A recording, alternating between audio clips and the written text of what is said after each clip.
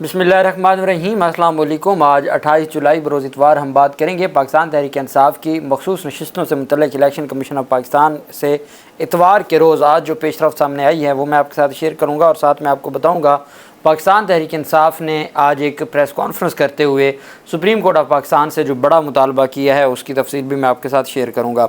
सबसे पहले हम बात कर लेते हैं पाकिस्तान तहरीक इंसाफ के MNA और MPs के ख़िलाफ़ एंटी करप्शन में मुकदमात दर्ज किए गए हैं। आज ही ये प्रेस कॉन्फ्रेंस में बात की गई। 39 हैं, उनसे तो जब पूछते हैं कि भाई आप 39 वाले हैं या 41 वाले, मतलब जो जिनके नोटिफिकेशन जारी हो चुके हैं, तो वकास अकरम कहते हैं, शेख वकास अकरम के जो कहते हैं ना हम 39 वाले हैं, उनका पीछा छोड़ देते हैं। जो 41 वाले हैं वो आज़ाद, उनको फिर उनके ख़िलाफ़ कार्रवाइयाँ भी करते हैं और उनको हरासा भी करते हैं।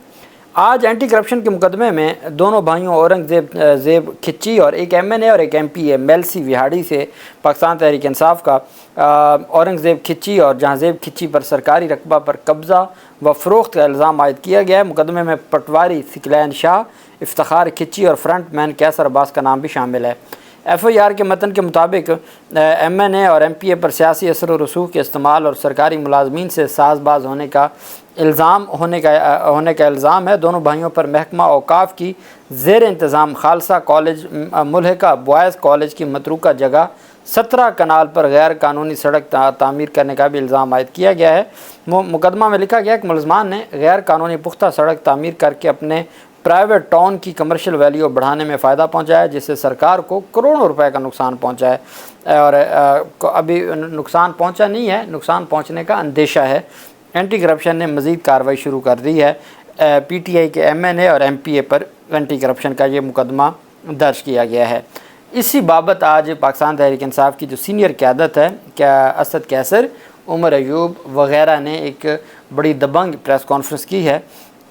उसमें पाकिस्तान तहरीक इंसाफ ने अपने अरकान असम्बली की गिरफ़्तारियों के ख़िलाफ़ सुप्रीम कोर्ट से सू मोटो एक्शन लेने का मुतालबा करते हुए कहा है कि मखसूस नशिस्तों के फ़ैसले के बाद हमारे 45 MNAs पर वफ़ादारी तब्दील करने के लिए दबाव डाला जा रहा है। एक वो हैं जो सुप्रीम कोर्ट के फ़ैसले वाले हैं और इसके अलावा भी आज़ाद थे जो सुन्नी इत्तेहाद कौंसिल में नहीं शामिल हुए थे। पाकिस्तान तहरीक इंसाफ के रहनुमाओं ने कहा है कि ये लोग मुल्क को जिस रास्ते पर लेकर जा रहे हैं इससे सिर्फ तबाही होगी। खुदारा पाकिस्तान को तबाही से बचाएं, मुल्क में नए इंतखाबात ही मसाइल का हल हैं। उनका कहना था कि कुछ नहीं पता होता हमारे लोगों को कहाँ गायब किया जाता है, अच्छा सलूक नहीं किया जा रहा, पार्लियामेंट की क्या अहमियत रह गई है। शेख अकरम की वालदा पर भी मुकदमा दर्ज किया गया है। शेख वकास अकरम की वालदा पर मुकदमा दर्ज किया गया है। उन्होंने कहा कि हुकूमत जो कह रही है वो गैर आइनी और गैर कानूनी है। हुकूमत को वाज़ेह पैगाम है कि होश के नाखुन लें, इन लोगों के पास कोई मैंडेट नहीं है। कल हम पार्टी इजलास में आइंदा के लाहे अमल का ऐलान करेंगे। आप जानते हैं जमात इस्लामी का धरना जारी है। जमात इस्लामी के जलसे धरने में बाकायदा तौर पर उनको सिक्योरिटी भी प्रोवाइड की जा रही है, पानी इस्तेमाल दिया जा रहा है, बाकी सहूलियात भी दी जा रहे हैं। बहुत अच्छी बात है।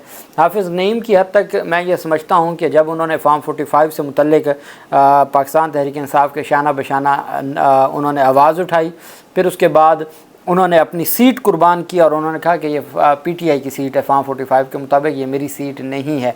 इतना बड़ा उन्होंने उनकी जानिब से फ़ैसला किया गया। जब वो अमीर जमात इस्लामी बने तो आप जानते हैं कि जमात इस्लामी की एक शूरा है और फ़ैसले शूरा करती है, अमीर के अख्तियार में कुछ नहीं होता।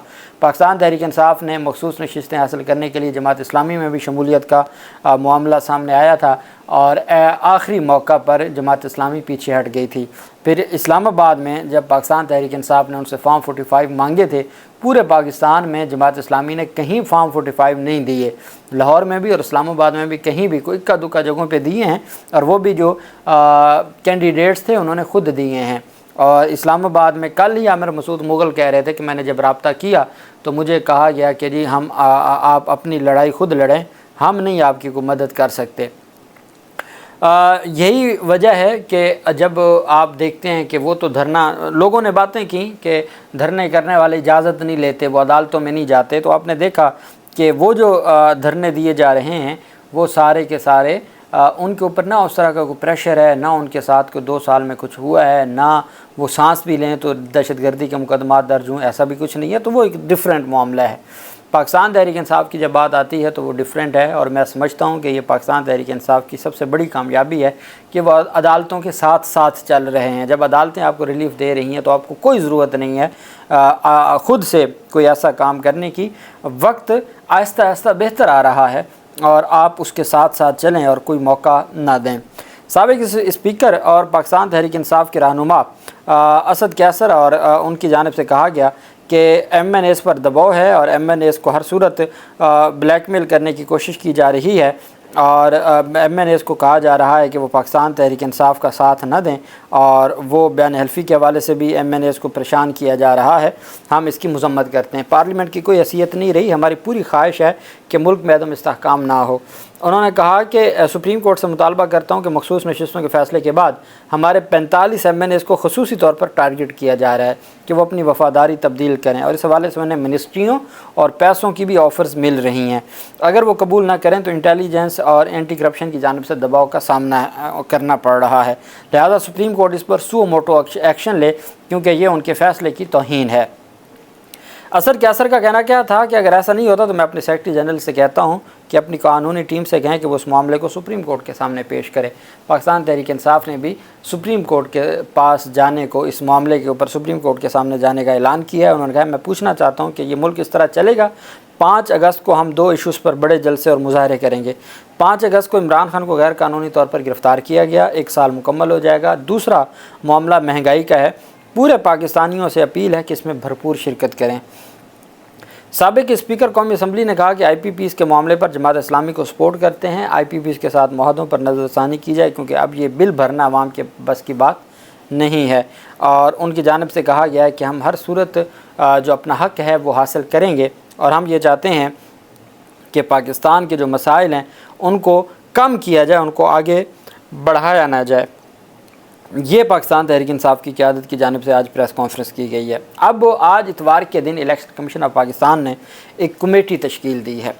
इलेक्शन कमीशन ने पाकिस्तान तहरीक इंसाफ में शामिल होने के लिए अरकान के बयान हल्फी की छानबीन के लिए 3 रुकनी स्क्रूटनी कमेटी तश्कील दे दी है। कमेटी बयान हल्फी और कागजात नामजदगियों का मुवाजना करके अपनी सिफारिशात इलेक्शन कमीशन को देगी और फिर शमूलियत का फ़ैसला होगा। आप याद रखिएगा कि जब सुप्रीम कोर्ट ऑफ पाकिस्तान ने कहा कि ये जो 41 उम्मीदवार हैं इनको 15 दिन का टाइम दिया जाता है और ये 15 दिन में अपना पार्टी सर्टिफिकेट जमा करवाएं, इलेक्शन कमीशन जो भी रोड़े अटकाएगा वो उनके गले पड़ेगा। और किसी सूरत भी अब क्या है कि वो ज़ेर ज़बर की गलतियां निकालेंगे, वो दस्तखतों की गलतियां निकालेंगे, वो इस तरह के जो चीज़ें हैं उसके ऊपर काम करेंगे। अब स्क्रूटनी कमेटी, आपको याद होगा जो ममनुआ फंडिंग केस था, जो पहले जिसको फ़ॉरेन फंडिंग कहा गया था और बाद में फिर वो फ़ॉरेन फंडिंग का इल्ज़ाम साबित नहीं हुआ था और फिर ममनुआ फंडिंग हो गई थी, उसमें भी स्क्रूटनी कमेटी बनी और स्क्रूटनी कमेटी ने सिर्फ PTI के ख़िलाफ़ तो फ़ैसला सुना दिया, जबकि मुस्लिम लीग नून और पीपल्स पार्टी के लिए स्क्रूटनी कमेटी की तश्कील होती है, टूट जाती है, तश्कील होती है, टूट जाती है, और आज तक उनका जो मामला है वो वहीं पे ज़ेर इल्तवा है, जिसके बारे में पाकिस्तान तहरीक इंसाफ ने अपने हज़ारों डोनर्स की तफसील जमा करवाई थी, और मेरे ख़्याल में 40,000 डोनर्स थे उनके, उसकी मुकम्मल तफसील जमा करवाई थी और तमाम दस्तावेज़ात उनके पास मौजूद थी। और पीपल्स पार्टी के 9 अकाउंट हैं और नून लीग के 14 अकाउंट हैं, उनके पास जवाब नहीं था। आपको याद होगा मनी लॉन्ड्रिंग का जो मुकदमा था शहबाज शरीफ के ख़िलाफ़, उसमें यह भी था कि जो सियासी लोग पार्टी टिकट के लिए पैसे जमा करवाते थे वो भी मनी लॉन्ड्रिंग के लिए जाते थे। तो ये एक पूरा सिलसिला है। अब ये स्क्रूटनी कमेटी बनाई गई है। पाकिस्तान तहरीक इंसाफ को अगर तो सीधे से ये सीटें दे देंगे तो क्या कोई इनकलाब आ जाएगा? कोई इनकलाब नहीं आएगा, लेकिन ये जितना गड्ढे खोदेंगे उतना गहरे गड्ढों में ये खुद गिरेंगे। इनको मंसूर अली शाह साहब का अंदाज़ा नहीं है, इनको ये अंदाज़ा नहीं है कि सुप्रीम कोर्ट ऑफ पाकिस्तान बतौर इदारा, अदलिया बतौर इदारा खड़ी हो चुकी है, और ये जैसे जैसे सुप्रीम कोर्ट के फ़ैसलों की तौहीन करेंगे वैसे वैसे ये जो आने वाले चीफ़ जस्टिस हैं या मुअज़्ज़ज़ जजेस हैं उनको ये बावर करवा रहे हैं कि किस तरीके से इनको आइन और कानून के दायरे में लाना है और किस तरीके से मामलात को आगे बढ़ाना है। अगर पाकिस्तान तहरीक इंसाफ के 39 तो इन्होंने मान लिए, for the sake of arguments को 15-20 को ये निकाल देते हैं और 20-22 आ जाते हैं, तो पाकिस्तान तहरीक इंसाफ को सीटें मिल जानी है, और जितनी सीटें पाकिस्तान तहरीक इंसाफ को हाफ़ भी मिल जाए ना तो उनके पास अक्सरियत नहीं बचती।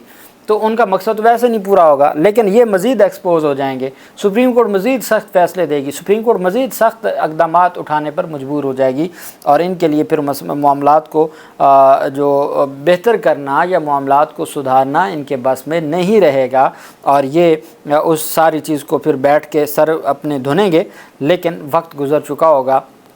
تو یہ آج اتوار کے دن الیکشن کمیشن آف پاکستان کی جانب سے 3 رکنی اسکروٹنی کمیٹی تشکیل دے دی گئی ہے، جو بیانات حلفی، چونکہ 12 جولائی کا فیصلہ تھا، اب 15 دن گزر چکے ہیں۔ وہ 15 دن گزرنے کے بعد پاکستان تحریک انصاف نے اپنے تمام بیان حلفی بھی جمع کروا دیے ہیں اور مخصوص نشستوں کی فہرستیں بھی جمع کروا دی ہیں۔